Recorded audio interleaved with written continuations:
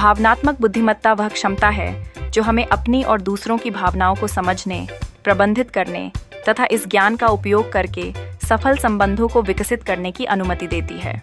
आज के तेजी से बदलते समाज में, जहां हम लगातार संपर्क में रहते हैं, ऐसी समझ में महारत हासिल करना अत्यंत आवश्यक हो गया है।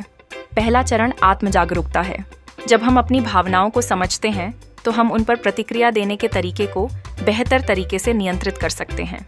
स्वयं के प्रति ईमानदारी बनाए रखना, हमारे नकारात्मक और सकारात्मक भावनाओं को पहचानना और उन्हें स्वीकार करना इस यात्रा का एक महत्वपूर्ण हिस्सा है। जैसे ही हम अपनी आंतरिक दुनिया को समझते हैं, हम बाहरी संबंधों में भी अधिक सच्चे हो जाते हैं। दूसरा चरण आत्मनियंत्रण है। यह क्षमता हमें कठिन स्थितियों में शांत रहने और क्रोधित या उदास होने से बचने में मदद करती है। जब हम अपने इमोशंस को नियंत्रित कर लेते हैं, तब हम स्पष्ट रूप से सोच सकते हैं और बेहतर निर्णय ले सकते हैं। उदाहरण के लिए, अगर किसी बातचीत में तनाव बढ़ता है, तो अपने इमोशंस को नियंत्रित करना हमें अपने विचारों को संप्रेषित करने में मदद करेगा, बिना अन्य लोगों को आहत किए। तीसरा चरण सामाजिक कौशल है। यह हमें प्रभावी ढंग से संवाद करने और मजबूत संबंध बनाने की कला में माहिर बनाता है। एक सच्चा संवादक न केवल सुनता है बल्कि समझता भी है। जब हम दूसरों की भावनाओं को सुनते हैं और उनकी आवश्यकताओं को पूरा करते हैं, तब हम एक गहरा बंधन स्थापित कर सकते हैं।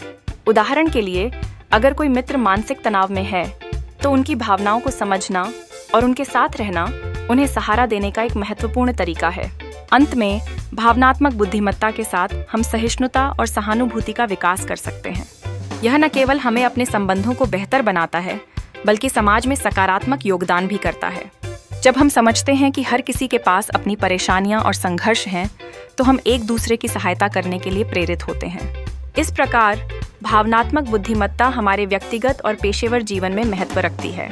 यह हमें बेहतर संबंध स्थापित करने की शक्ति देती है और हमारे आसपास के लोगों के साथ गहरे, अधिक अर्थपूर्ण संबंध विकसित करने में मदद करती है। इसलिए खुद को सक्षम बनाएं और भावनात्मक बुद्धिमत्ता का विकास करें।